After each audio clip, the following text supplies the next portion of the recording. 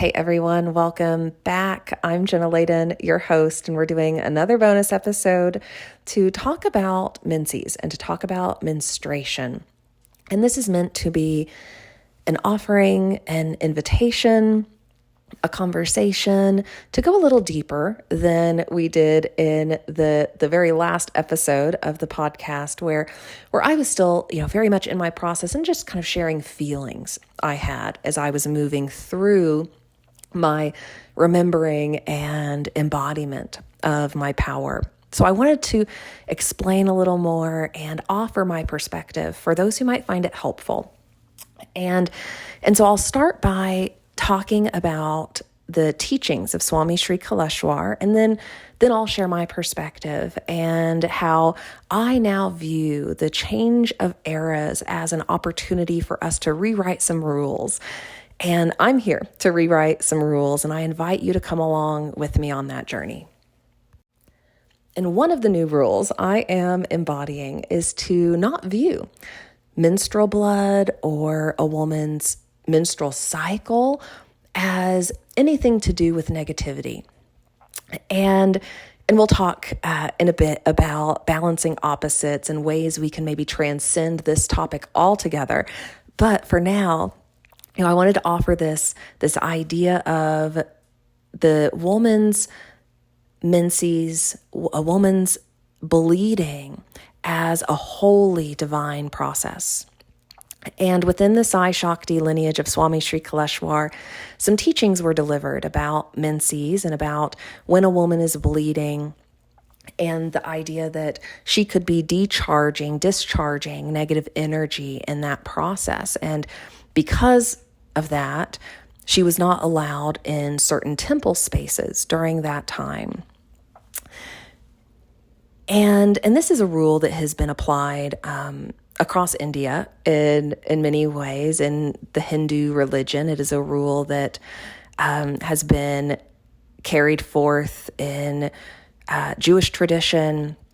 It is a rule that was developed during the eras of patriarchy. For the last about 5,000 years, humans have been experiencing a fairly extreme level of imbalance on this planet, and that has to do with wounded masculine and wounded feminine energy. And as this planet went through its cycle of contracting consciousness, moving into its dark ages, a devolution occurred.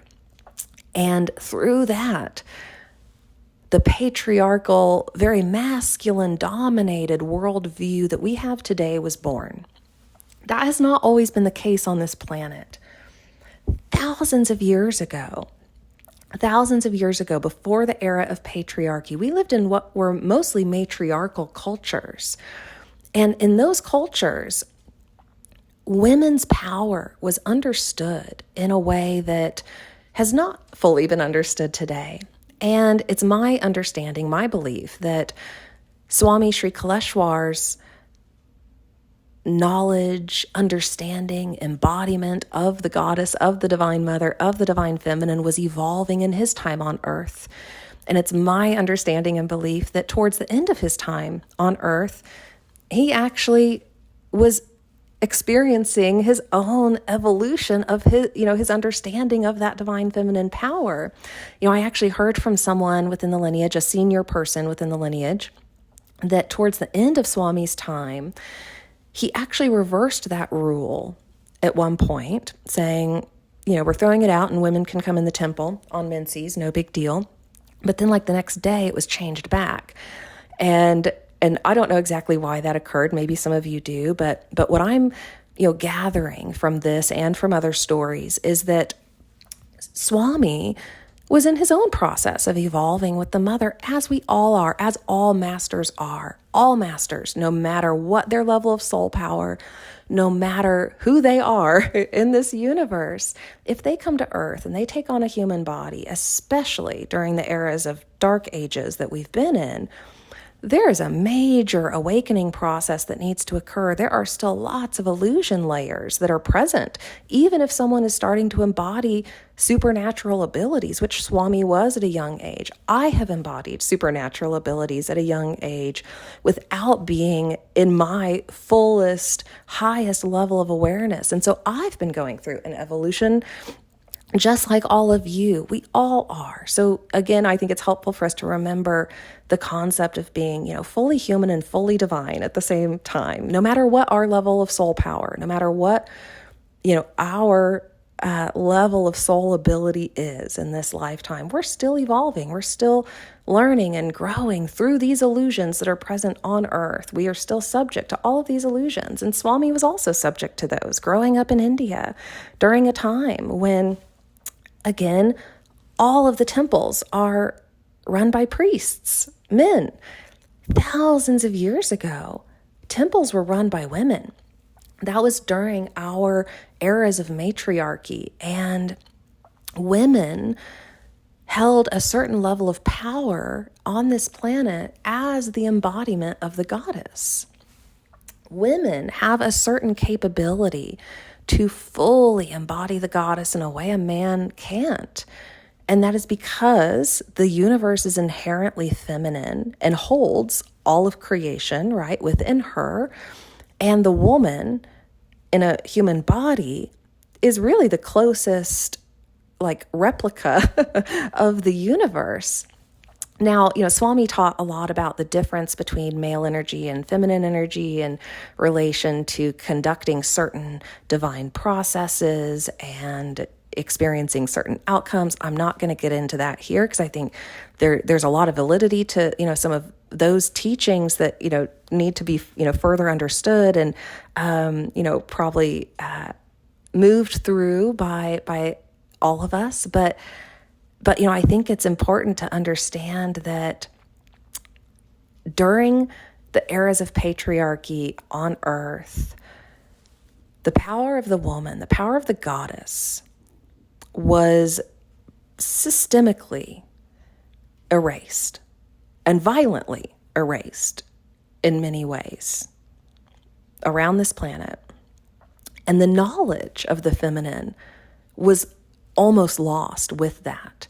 And we're now in a period of time where we can, gather information across all cultures on earth, and we have access to information that did survive the flood, and we can now piece back together a more holistic understanding of our human history and a more holistic understanding of why certain rules got in place in the first place.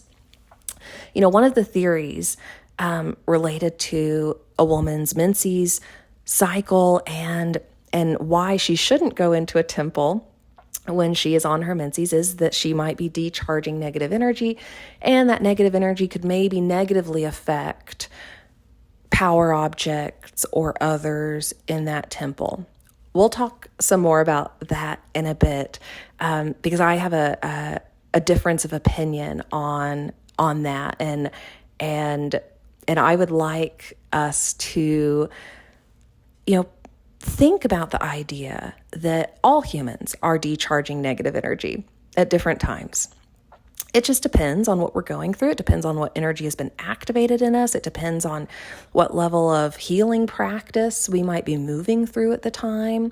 And we're much more aware and conscious of where we're at as beings now. And I think we can be very much in tune with when we are in a process of really releasing a lot of negative energy. I think we know what that feels like. It feels like a lot of negative energy moving out of our system. Sometimes emotions come with that, and we can be in tune with that. And we can also be in tune with times when we're in a really harmonious state where maybe that, negative releasing isn't occurring. And so I'd like for us to think about that separate from menses, because we're going to talk about the holiness of the womb and the holiness of that substance, the blood that flows from the womb. So viewing, everyone's cycle of releasing negativity and pulling in positive energy, just viewing every human's cycle as equal, knowing that we are all going through that at different times. not necessarily related to menses, right? Men are going through that at different times. Only one gender has been required to stay out of temples. And I think it's also interesting to think about the idea of the woman as the full embodiment of the goddess. So if a woman is, let's say, banned from a temple for any reason, that means the goddess is not welcome in that temple. And if the goddess is not welcome in that temple, the goddess's power is not present in that temple either. I heard another story related to the lineage that I'll just reflect on here for context. I heard about a story where there was some sort of process, happening in a temple, and there was an Alahala Lingham. And for those who aren't familiar, that's a kind of an egg-shaped kind of stone lingam that usually contains water inside. And there was something that occurred, and the lingam broke open. And apparently Swami kind of scanned the crowd to see, what caused that. And he noticed a woman was on her menses, and a conclusion was drawn that must have been the cause of the lingam breaking. Maybe it was, but I want to pose something here as an invitation for us to evolve our understanding, our belief systems.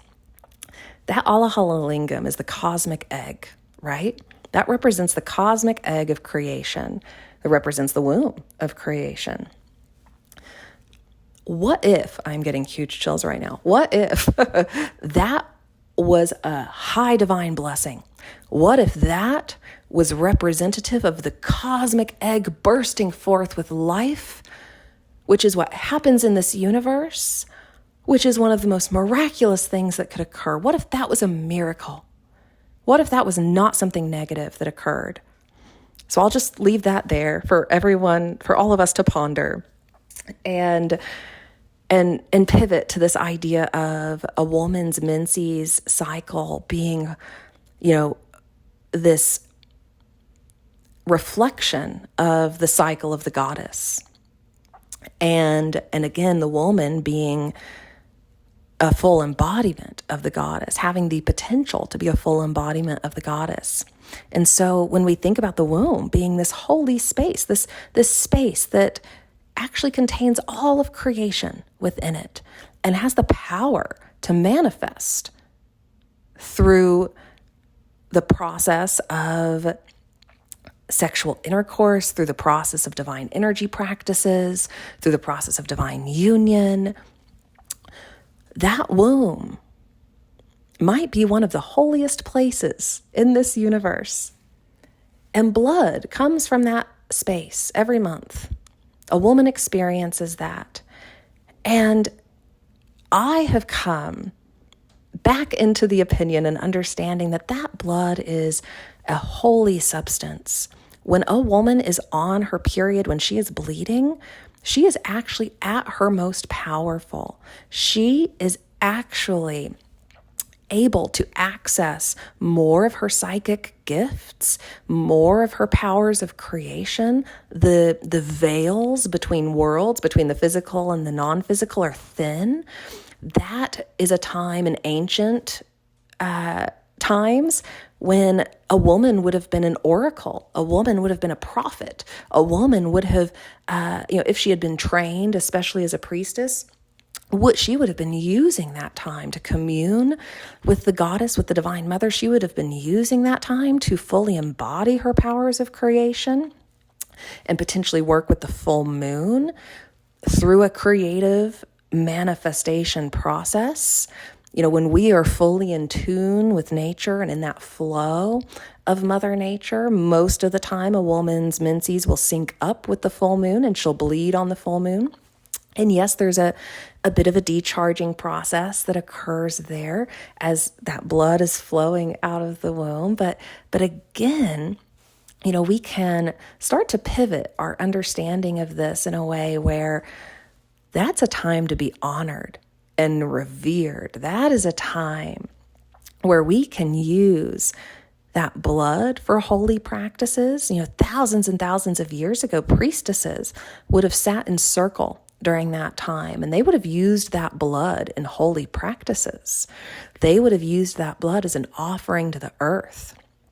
I've even started processes over this last year, and some of this is kind of an agora practice, which we'll talk about a bit later. But, this is a way we can reclaim the power of the womb rather than, thinking about that time of the month as this negative thing or that negative energy is being decharged. There might be a little negative energy decharging. In my opinion, actually, is that happens before the blood even happens too. So, that's, the PMS part of the cycle, which I think most people are familiar with. That's when the negative energy is decharging. The blood comes after. So, you can think of the blood as this like holy substance. The blood is the Holy Spirit. The blood that flows through your body is the Holy Spirit. Think of it that way. That is the water of creation. That is the water of the womb of creation. And we can use that blood in spiritual practice. So I've started a practice where I anoint my chakras with that blood.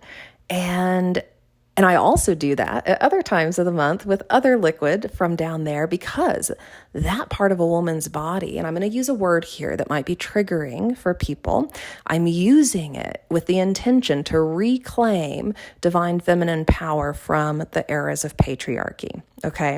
And I also invite you to check out Mama Gena's book, Pussy, a Reclamation. So a woman can understand her pussy in a new way now, today, as we are coming out of the eras of patriarchy. We are putting the eras of patriarchy to bed. It is time for us to remember what was almost lost through these eras. And we can start to understand that a woman's pussy, her vaginal area and all of its surrounding cells and membranes and nerve endings, we can understand that area as this portal through which creation is birthed and a space through which pleasure and co-creative practice can also occur. And this is something that could be challenging for some people to lean into or to embrace. And that's also part of this journey of remembering and embracing the divine feminine. In certain parts of India, there have been ancient practices around like pussy pujas, doing puja worship to that part of a woman, and not in an overly like sexualized way at all, but in a way of honoring the goddess, honoring the place through which life is birthed, honoring what a woman is capable of experiencing, what a woman is capable of generating from her body. So there's a lot we've lost in our more modern versions of spirituality that we can now reclaim, that we can understand in a new way. And so I invite everyone to explore and research some of those ancient priestess cultures. And even what we hear about in ancient Greece, those were some of the kind of end times of priestess culture. What I'm referring to would be, pre-flood, really, and during some of the time period post-flood, when the star races, the gods and goddesses that we know them as today, arrived on Earth, helped restart spiritual initiation centers, and helped train priestess groups and humans on high divine practices and on how to embody universal harmony. And some of that was just barely hanging on, around the time of Jesus. Most of that was lost already. Most of that was already getting distorted. And then we've experienced, further devolution over the last few thousand years. So I think it's important to also, hold that context as we discuss this topic. And again, go research those ancient cultures and even like the sex magic practices of goddess Isis, and to really understand the role that the feminine plays, and how that rule of menses related to negative energy, related to women not going in temples, stemmed from those periods of time where women's power were being erased and eradicated on this planet. And if I had to go out on a limb, I'm just going to go out on a limb and say it. I think that those rules actually got in place because men feared the power of the woman. And because we were already starting to experience such extreme levels of distortion and violence in our consciousness, and that distortion being this, seeking of control and power at all costs, right? Like that's how empires grew in this world. As that was starting to occur in the consciousness of humans, and men were seeking power and control, that made it really easy to banish women, right? If men understood the power of women and they feared that, that's probably where that rule came from. And we even can reflect on this in the Bible, right? That the power of the woman was severely diminished in what was chosen to be put in the Bible. Again, knowing that is not the full story. And most of that has also, been kind of misinterpreted in various ways that have led to distortion, unfortunately. And so I think people in this lineage, in the Sai Shakti lineage, probably, understand the power of the woman in the sense that Mother Mary, Mary Magdalene, they were more embodied in their power than a lot of women at that time. Because they had connection with the priestess lineages. And for those who maybe haven't studied Marguerite Rigoglioso's work, I invite you to check her work out too. She's done beautiful research on the priestess lineages that Mother Mary would have likely been a part of, and how we can, again, better understand her power. Swami did a great job of talking about that too. And so, at that time, that was like the very last holdout of priestess power on this planet. And it was, being violently eradicated too, right? So we have to hold that as part of this understanding that the woman is powerful. She is extremely powerful. And unfortunately, during the eras of patriarchy, a lot of men in this world did not want women to know that, right? It was better for women to be subservient and to not embody power. And that also has led to, the extreme imbalances we, are experiencing in our modern times. So with that being said, I also want to reflect on how, in that last episode, I talked about breaking rules and going in temple. And I also was highly aware of where I was at in my process at the time. I was aware that I wasn't, decharging a ton of negative energy at that time. I was in a process of sucking high divine positive energy. And I was using the time being on menses to, when I was in that really open state, when my psychic abilities were heightened, when I was able to commune with the divine in a more potent way, when I was able to connect with the womb of creation in a more potent way, I was using that time to my advantage for my process. And so there was nothing negative about that. And so again, I think we can throw out some of these old rules because they just don't apply anymore. We're changing eras, and we can understand our bodies, our energies in new ways. We can understand how to work with that energy in new ways. And we can understand the power of the woman, of the feminine in new ways, in ways that help us return to harmony and also help us transcend that idea of positive versus negative. Another thing to consider is the idea of high divine positive energy versus negative energy. if someone walking into a temple is carrying negative energy or in a process of actively decharging that negative energy, which a lot of people are, if we're being honest, who is walking into a temple completely purified, cleansed of negativity? Very few people, actually. So if we think about it that way,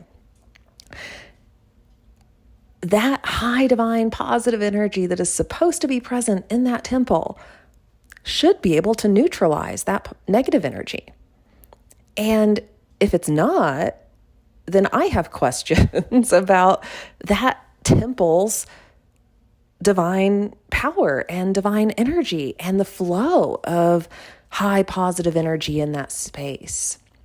So I like to think of holy places or anywhere we have created a space that is sacred as a place that can hold and actively help us decharge negative energy. We should be held by our mother in that space.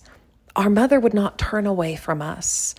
Our mother would love us unconditionally and hold us through whatever we're going through and hold us in a way where that negativity or distortion that is present within us can be neutralized and dissolved.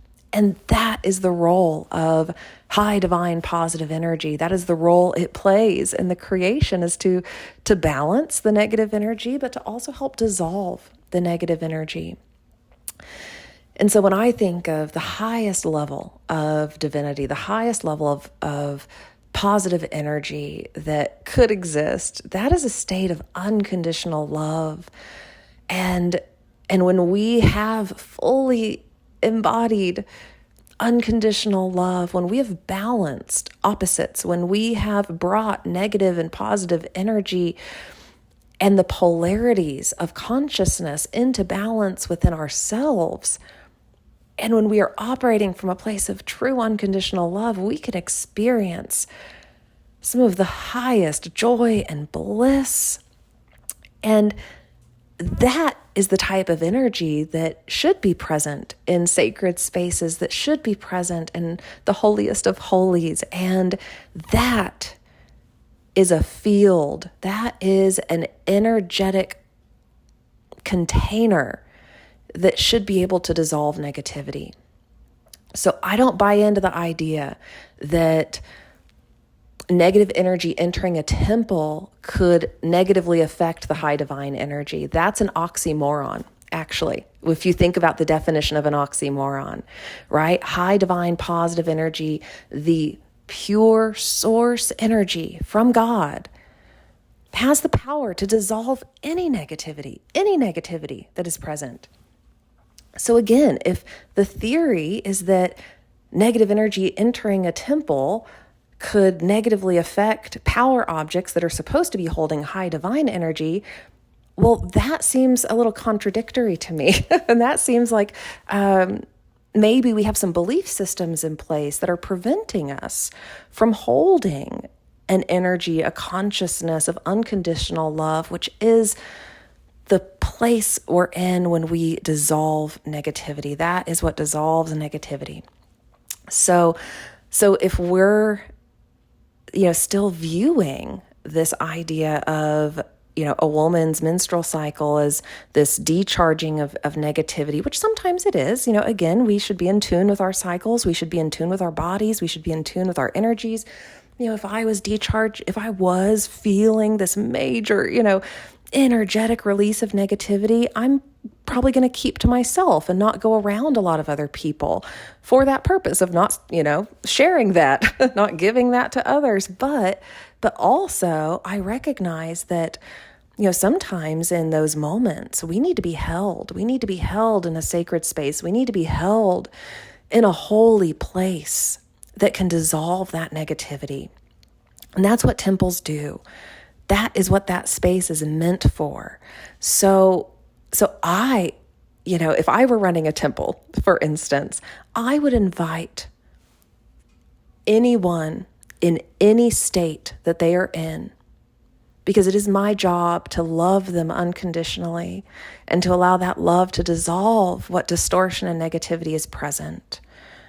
And so when we're in a place where we're not loving, whatever negativity is present or decharging from someone, we're still swinging between the polarities, and we are vulnerable to taking on some of that negativity. But if we can love it, we can dissolve it, and we can return to a state of harmony. Another thing to consider is that when we're on this path of fully embodying, universal consciousness, Christ consciousness, whatever you want to call it, cosmic consciousness, I like that term. When we're on that journey, it is about embracing all of it, right? And understanding how all of it is us. We are the all that is. We are containing the all that is. We have access to all of these different aspects of consciousness, and depending on whatever our journey is in life, we're going to be moving through those different aspects of consciousness at different times. And some of those are negative. Some of those are destructive. Some of those are not always the most pleasant, comfortable states to be in. And part of our journey of mastery and stepping into that full power of the goddess is being able to hold negativity, being able to stand in the face of negativity and hold love for it, right? Like that's what Jesus did. That was the passion. That is what was demonstrated by that soul who was able to recognize all of the ways the mother is showing up, still engage with all of those illusions and love them to help dissolve what is out of harmony. And so, on this journey of life, in whatever spiritual practice we're engaging, and, even if that practice is just about moving through life and giving love in ways that you can to others, we're also going to encounter destruction and loss of life and negativity. That is part of the process of life. And our journey is about balancing it all. Our journey is about learning how to hold that. Our journey is about understanding actions, choices, and outcomes. So that's a journey of non-judgment. That's a journey of unconditional love for all of it. And that is a big journey. It takes a lot of work to move through our feelings about things we have deemed negative or positive. It takes a lot of work to be able to hold paradoxes in our consciousness. Some researchers and psychologists might say that, the mind really cannot hold opposing points of view or paradox, but on the journey of enlightenment and ascension, it is necessary for us to hold paradox. And I know that the human mind can hold paradox because I've been experimenting with that, learning about that, remembering that, embodying that. And this is also, agora practice, right? Jesus was an agori. Jesus was an agora. He did agora practice, and that is required to embody that level of consciousness. It is necessary for us to be willing to not see the negative as something we judge, right? It is necessary to see it as a part of us, to see how it is activated within us, to see what purpose it serves in this game of love, to help us understand that all experiences lead back to love, and to again understand the creation and destruction process, right? There are certain ways of being that lead to beautiful creation, and there are certain ways of being that lead to destruction, and that's just the fact of the matter, right? It's not something we have to judge. It's not something we have to feel overly emotional about. We are human, and we're going to experience a lot of emotion as we move through our process of understanding these things and holding those paradoxes.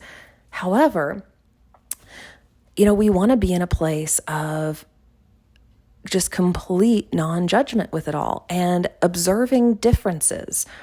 So, when I think about negativity versus positivity, or, ways maybe some people are experiencing life, I view differences, right? I view differences rather than making a judgment about positive or negative, knowing that both are true, both are outcomes, right? We are in a process of making choices, taking action, and experiencing a resulting outcome. And sometimes that outcome can be destructive or negative, and sometimes that outcome can be positive and life-generating and lead to the most blissful, joyful experiences. And we have to understand all of that. We have to hold all of that in our consciousness. So again, working with menstrual blood is a kind of a type of agora practice, right? Like this is a way in which we can transmute what has been deemed negative or judged as a negative and use it in a way that becomes high positive, right? And we can balance opposites in a way through these sorts of practices. Again, if you go back to the Agora episode that we did around Shivaratri, I talked about how, there are absolutely extremes in all aspects of creation, right? There are extremes in Agora practice and in the practice of really leaning into the death and what has maybe been judged as the more negative, side of a spiritual practice. And we can lean into that in a way that's maybe less extreme, but also gives us the ability to balance opposites and practice non-judgment and learn how to view all things as equal, right? All things are equal and all parts of this creation are you, right? If you are source, all parts of this creation are you. So why would you judge any part of this creation? Why would you judge it? Why would you hold an opinion about negativity in a way that prevents harmony from occurring? Right? We can do that, but when we don't judge it and we learn to view differences, we learn to understand the agora nature and how to work in that way, we're actually now able to channel and work with some of the highest divine intelligence and creative power in this universe. And so this could be a much deeper conversation just on that topic, but I thought that might also be an interesting reflection to bring into this conversation around the agora topic and around these aspects of the body or these aspects of life that we've judged that seem, negative or wrong or weird or whatever it is. How can we, start to evolve our belief systems in a way where we can hold that paradox of negative and positive in our consciousness as equal, right? To not judge either as less than the other or better or worse than the other. How can we just understand, the process of viewing differences, viewing opposites, seeing choice and outcome, and through that, become more conscious creators of our life experience. And so I think this, is a helpful kind of lens to also view the menses or menstruation topic through, because again, it helps us take away any emotional charge we might have about the idea of negative energy. And again, on this path to reach the highest levels I have remembered and begun to experience, we must, through lots of practice, through lots of life experience, reach the point where we could stand in front of the highest forms of negativity and just love it. And when we can do that, then we've truly been able to embody the goddess, and she can start to work through us in really beautiful, incredible ways.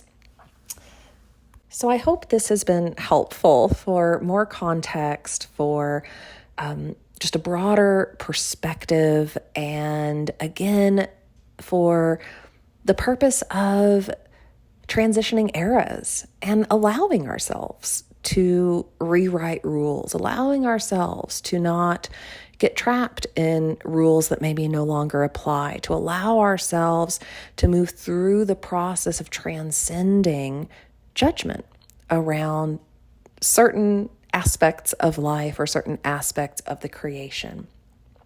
Again, I just want to highlight the fact that within certain manifestation, creation processes, within certain divine processes, yes, there need to be strict boundaries, guidelines in place around how energies flow and around how masculine and feminine energies are used.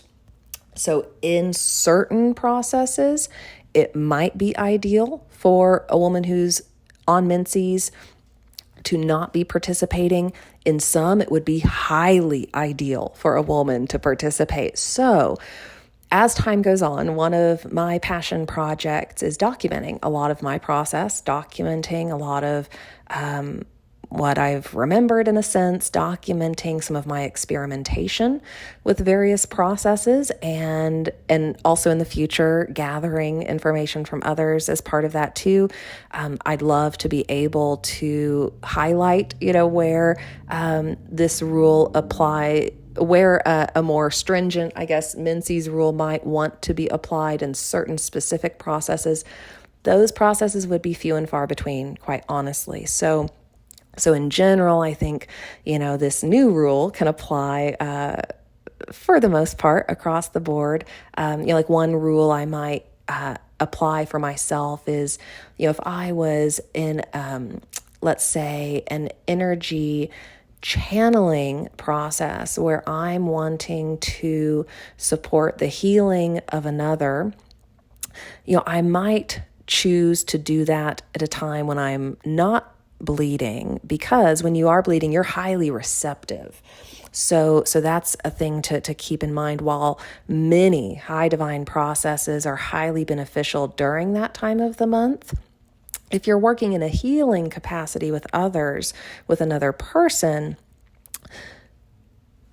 it's good to just be mindful of the fact that you were in a highly receptive place at that time. So again, that also kind of contradicts, what we've heard about in terms of decharging negative energy. So again, I believe that the decharging of negative energy is really happening prior to the bleeding, when a woman's emotions and hormones are highly active. And so again, we kind of know when that time is occurring.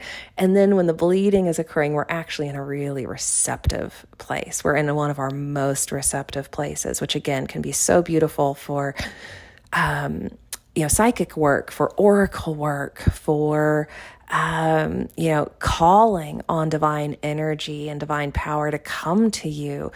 There are so many ways you can work with that receptivity, right? So we always want to be thinking about the receptive aspect of divine processes versus the more action-oriented manifestation processes, for instance. So in a receptive state, you might be seeding a lot of intentions and doing that sort of work. In, you're in the opposite state, when you're in a more active flow, well, that might be when, the physical, like, creation is starting to happen from that seeding that occurred. So again, we can learn about that balance between the masculine and feminine in that way, right? The feminine being the more receptive, the masculine being the more action-oriented, and just start to get in tune with our cycles. And again, with the moon in that regard, and start to learn how to work in ceremony, learn how to work in our own spiritual practice in a way where we can receive at the right time, we can take action at the right time, And that's a really fun place to be, when we can be that in tune with ourselves and with the flow of energy in this universe.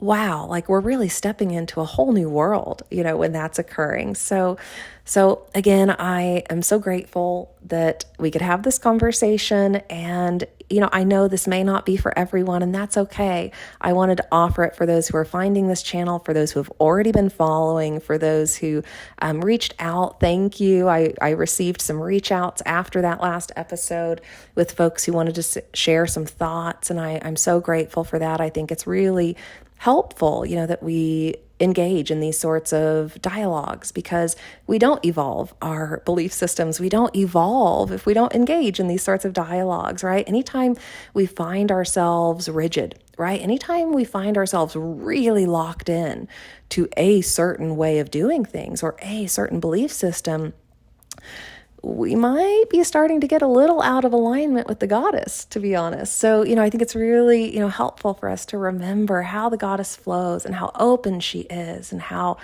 she contains all of creation. She is all of creation.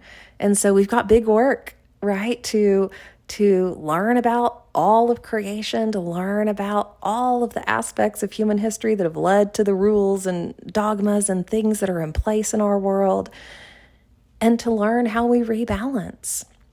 So that was the intention of this episode, and this may be the last one for a while. I'm not sure. We may do another bonus one down the road. We'll see what feels inspired, but this felt inspired and like something that wanted to be shared. So I thought I would put it out for those who are interested, and I'm just so grateful that we are all at a point where we can broaden our perspective and really understand the mother in more profound ways.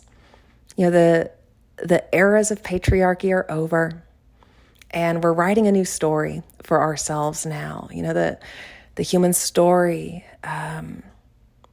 is a very challenging one. It is one I have so much compassion for. And it is one that we are always actively writing. And so I invite you to keep that in mind, that, your story is your story, and you are empowered to write that story for yourself in ways that allow you to bring more love into this world. You do not have to stay attached or subject to ideas or beliefs or rules that don't feel like they're for you. You have that power. And you also are completely 1000% entitled to your own direct connection with Source. That is how this universe operates. You do not need anyone else in between you and God. You don't need anyone else telling you what to do. It's helpful sometimes to have a guide or, someone who's walked the path to, help illuminate the way sometimes. But ultimately, you write the rules for your life, and your life is your own experimentation with co-creation. And so, one of my intentions has been to share about my experimentation with co-creation for those who might find it helpful in this lifetime. So I invite you to embody your power of the goddess, of the Divine Mother fully, and to let go of some of the old story and allow yourself to write a new story.